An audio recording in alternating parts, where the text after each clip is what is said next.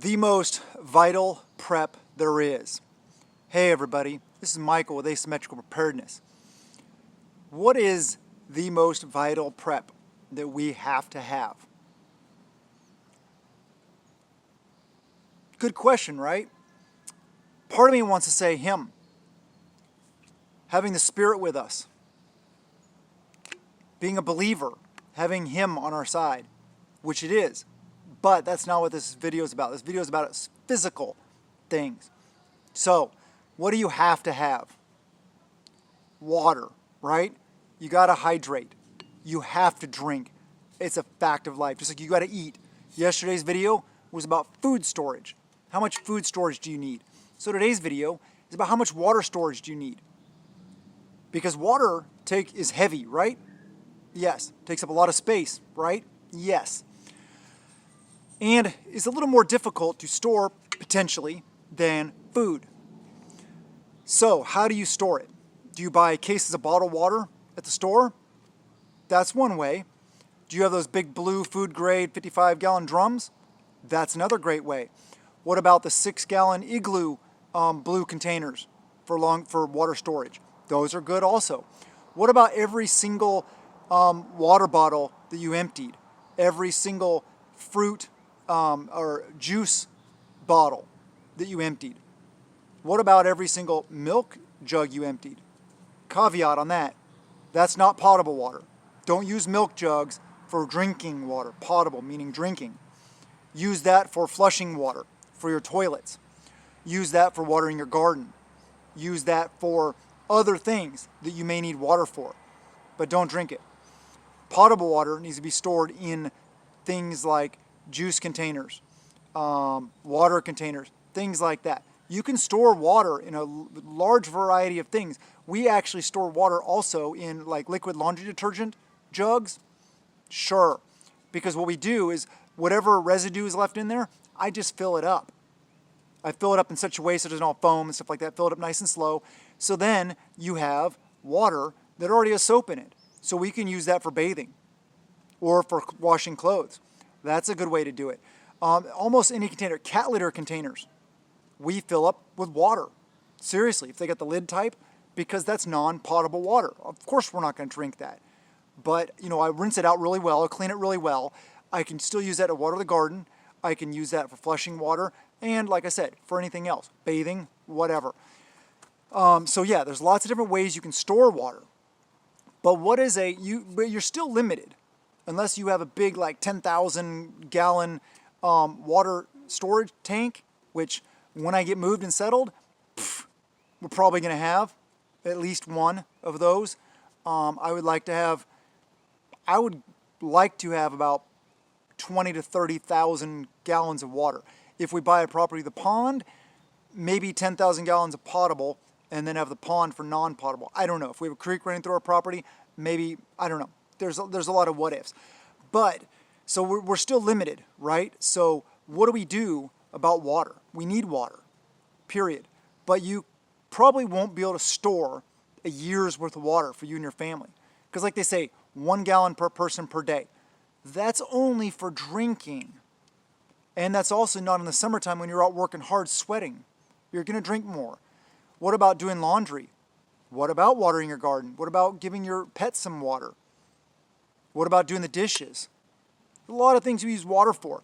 That's one of the things we take for granted. Every time you turn that faucet, we don't think about it, right? Or to jump in that shower, or run that bath, or flush that toilet.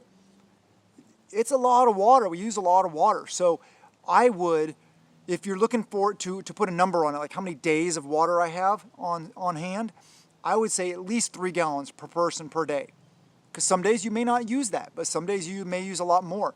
But if you're also adding in a garden and stuff like that, you're going to have to way more water than that. Maybe 10 gallons, maybe 20 gallons per person per day, depending on the size of your garden and your sources of water near you. So to me, that's almost more important, is not just in how much you can stockpile, but like a garden. Okay, food storage is your emergency fund. So your water stockpile is your emergency fund. Try not to use it. So what do you drink? Well, have other sources. Know the location of other sources. There's a lot of different places you can get water. Do you have a well? Where's the closest creek to you? Where's the closest river? Where's the closest pond, lake, all those kind of things. I got lakes all around me. We got tons of water here in the Pacific Northwest. Lots of rivers, streams. The Puget Sound, I will never run out of water. I may have to build a solar still to distill, get the salt out of the water. But in that, to me, I've said it before, that's the last resort for me. But you got to know the location of where these things are. Where's your town's water supply? Is it a lagoon? Is it a water tower? Or is it both? Or is it an underground aquifer? Is it wells? What's the source? You got to know these things, because no matter how much you have on hand, you're going to run out, right? What about collecting rainwater? Yeah, collect rainwater, of course. Along with this is your way to clean the water, aka filter it or chemically treat it using bleach, water purification tablets, filters such as a mini Sawyer, a Lifestyle, although I don't recommend that. I recommend the mini Sawyer, the big Berkey, homemade water filters using buckets and activated charcoal, sand, dirt, all those kind of things, t-shirts in there for different layers, different filter layers and stuff like that. You can make it.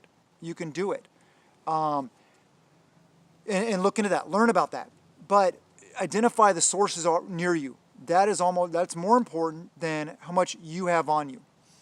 Also, make sure you're storing water at your bug out locations. I would say keep as much as you can in your home. I would say at least try to get a couple weeks of water on hand.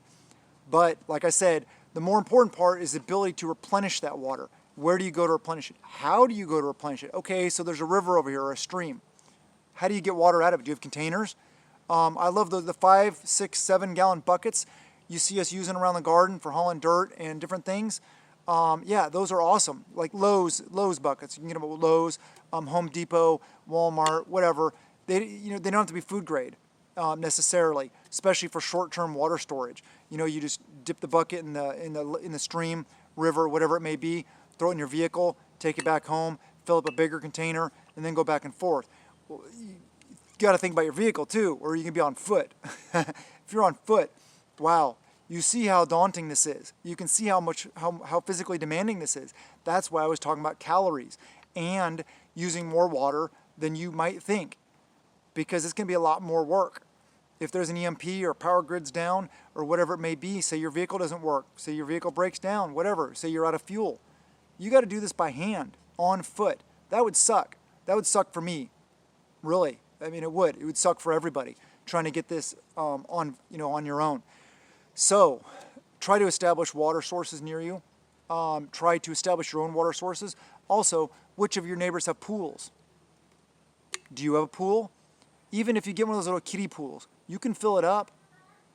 Keep it filled up. Dump it out every couple weeks. Fill it back up. Keep it fresh. Keep it covered. Keep it clean. Maybe treat it with some bleach. Who knows?